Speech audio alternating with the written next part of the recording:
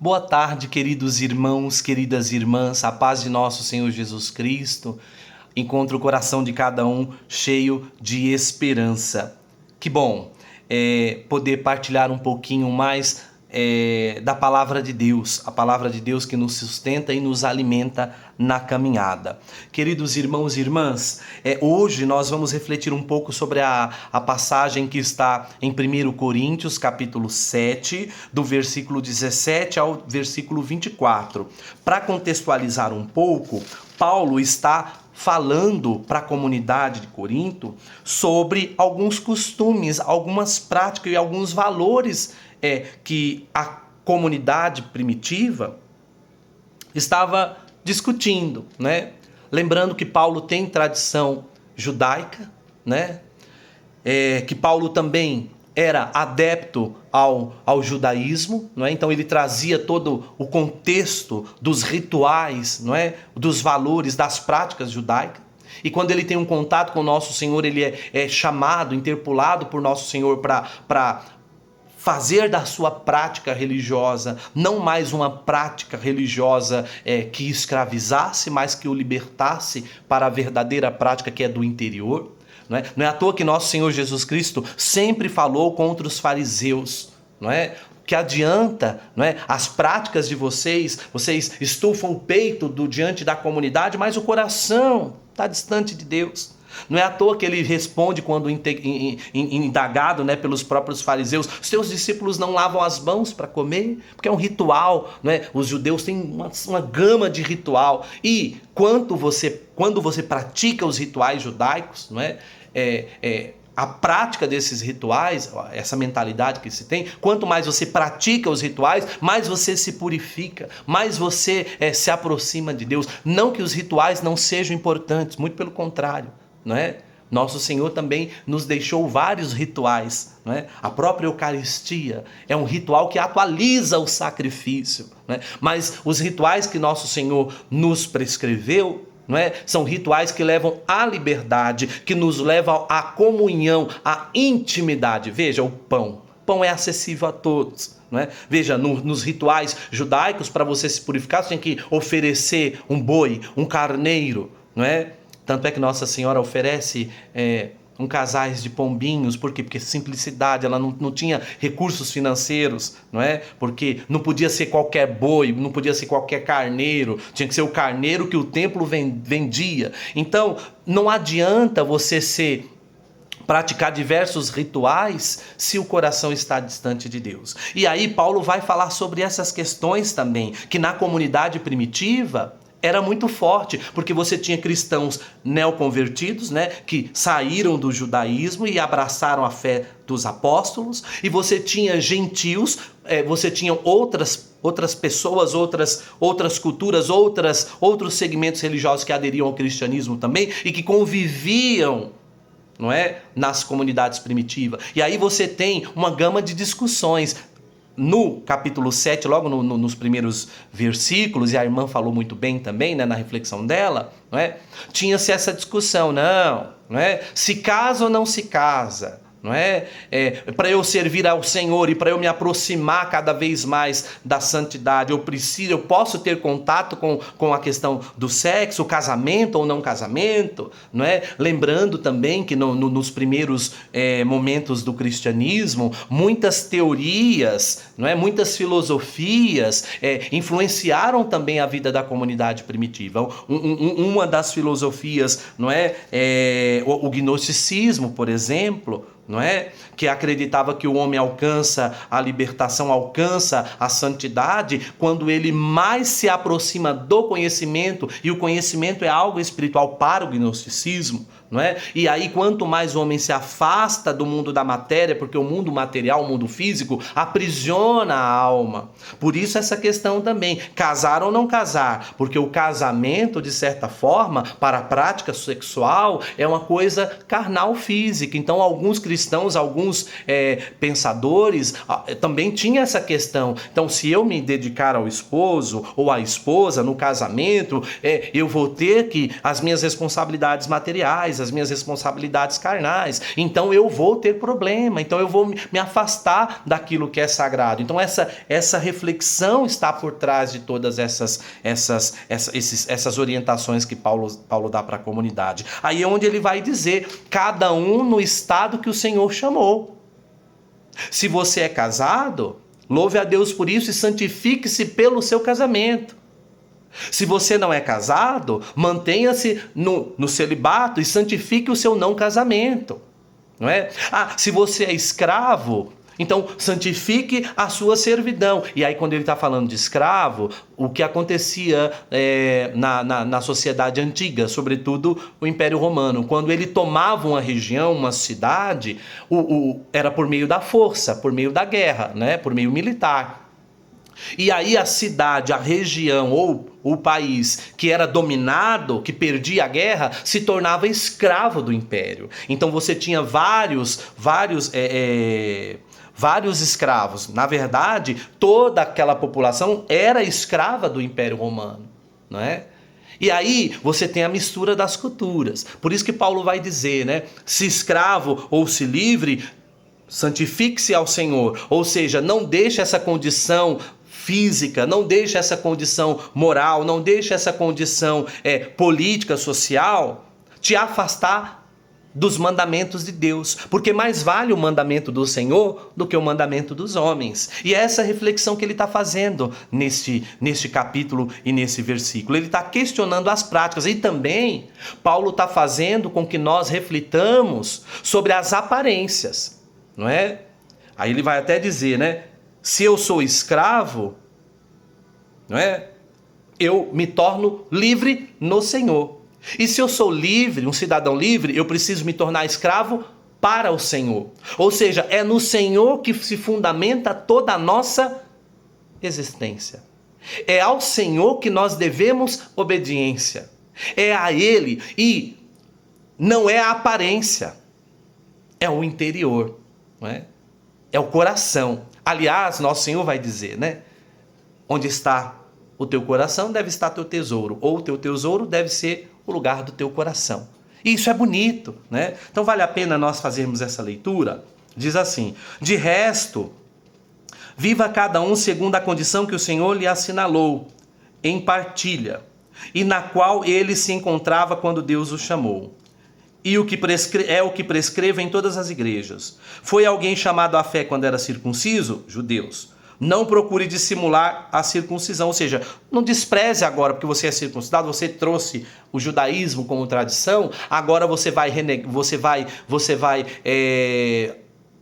menosprezar o ritual que você praticou, não é? Aí ele vai dizer, se você, né, não é circunciso, não busca a circuncisão, não é? Aí ele vai até dizer, foi alguém circuncisado chamado à fé? Não se faça circuncisar. A circuncisão nada é e a incircuncisão nada é. O que vale é a observância dos mandamentos de Deus. Permaneça cada um na condição que se encontrava quando foi chamado.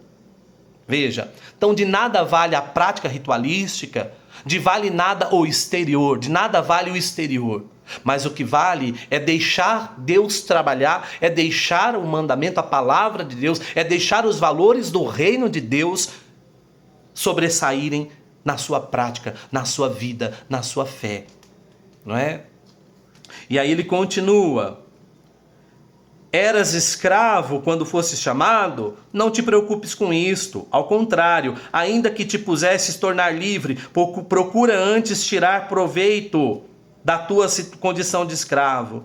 Pois aquele que era escravo quando chamado no Senhor é um liberto no Senhor. Então veja, eu posso ser escravo para o império, eu posso ser o escravo político, eu posso ser o escravo, não ter a cidadania do mundo, mas eu sou livre para o Senhor. Ou eu posso ser livre, mas eu preciso me tornar escravo para o Senhor. Ou seja, o centro da nossa existência tem que estar fundamentada em nosso Senhor Jesus Cristo. Então paremos com estas questões. Fulano é mais santo porque ele faz isso. Ciclano é mais santo porque ele faz isso. O outro é mais pecador porque não faz. Não é? Isso é aparência. E nosso Senhor, ele quer o interior.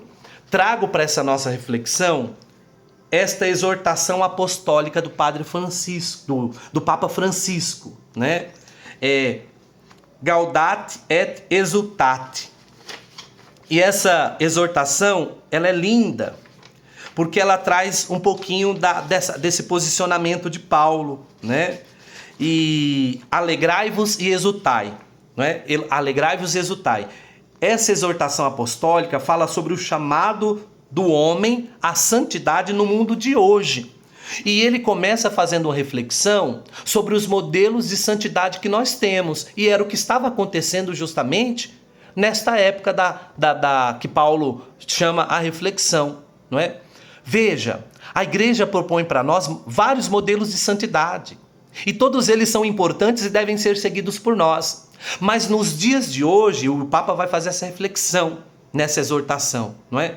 Por exemplo, quando nós nos deparamos com a Santa Teresinha do Menino Jesus, quando nós nos deparamos com Santa Helena Guerra, quando nós nos deparamos com Santa Catarina de Sena, com Santo Agostinho, não é? O deixar aparecer Cristo por meio da vida deles, a gente logo se depara, meu Deus, eu acho que eu nunca vou conseguir ser como ele, ser como ela. Os modelos de santidade que nós temos, sobretudo da Idade Média para trás, não é? Nós tínhamos modelos austeros de santidade, radicalismos de santidade. Não que isso não seja importante, lógico que é sim, não é? Mas a essência não é a prática da radicalidade.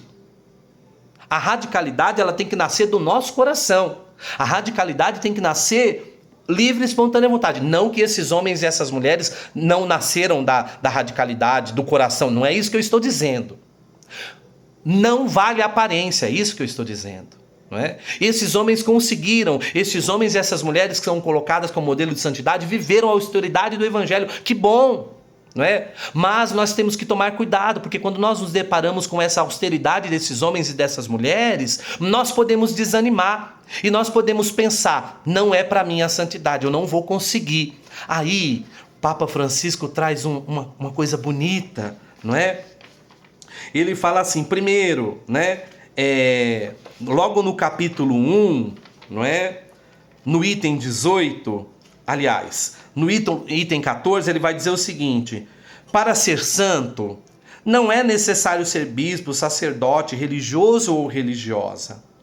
Muitas vezes somos tentados a pensar que a santidade esteja reservada apenas àqueles que têm a possibilidade de se afastar das ocupações comuns. Olha que lindo, não é? Aí ele diz, não é assim. Todos somos chamados a ser santos, vivendo com amor e oferecendo o próprio testemunho nas ocupações de cada dia, onde cada um se encontra. Olha a passagem muito parecida com Paulo. Cada um sirva a Deus na condição em que foi chamado. Casado, sirva a Deus. Solteiro, sirva a Deus. Circuncidado, sirva a Deus. Livre, sirva a Deus. Escravo, sirva a Deus. Porque o que mais vale é o interior. E é a disposição interior, ou seja, a tua consciência, o teu coração, é a tua alma, porque o Senhor conhece aí. E as aparências de nada valem, as aparências não têm valor para nosso Senhor. Aí, o nosso interior tem que revelar-se no nosso praticar. Aí isso é bonito, né? Aí ele vai dizer, todos somos chamados a sermos testemunhas de várias formas de existência no mundo. Olha que lindo. Aí ele até diz assim, ó, item 7. Gosto de ver a santidade do povo paciente de Deus nos pais que criam seus filhos com tanto amor. E isso é modelo de santidade. Porque o que nós mais temos hoje no mundo são pais que, eu dou de tudo pro meu filho, isso que importa. E o amor? E o testemunho? E os valores do reino? Olha como é desafiador ser santo hoje como pai e como mãe, não é? Não tem tempo de acompanhar o filho na escola, não tem tempo de acompanhar o filho crescendo no namoro, não tem tempo de levar o filho para a igreja, colocar na catequese, no crisma. E o pai e a mãe que cria o filho com tanto amor, acorda cedo, de madrugada para dar o pão, mas também dá o pão da vida. Olha que lindo! E isso nós precisamos pensar, né? Olha, gosto de ver, né? os pais, não é? Para trazer o pão de cada dia, nos doentes consagrados, ele lembra dos religiosos, né? Nas idosas que continuam a sorrir. Olha, no dia a dia, aí Paulo vai dizer cada um na condição que foi chamado. Queridos irmãos, queridas irmãs, deixemo-nos, vai dizer o Papa, deixemo-nos estimular pelos sinais de santidade que o Senhor nos apresenta através dos mais humildes deste povo. Ou seja, deixemo-nos os sinais da santidade se revelar na condição que nós estamos, no trabalho, no dia a dia, no trato uns com os outros, no cuidado com os mais necessitados, na oração, na fração do pão, no acolhimento. Deixemo-nos contagiar por nosso Senhor, que quer que as nossas ações sejam ações que brotam de um coração sincero e verdadeiramente convertido, independente da situação que nós estamos. Porque quem faz a obra e quem muda o nosso interior, conforme a vontade dele, é o Espírito Santo. Louvado seja nosso Senhor Jesus Cristo, para sempre seja louvado.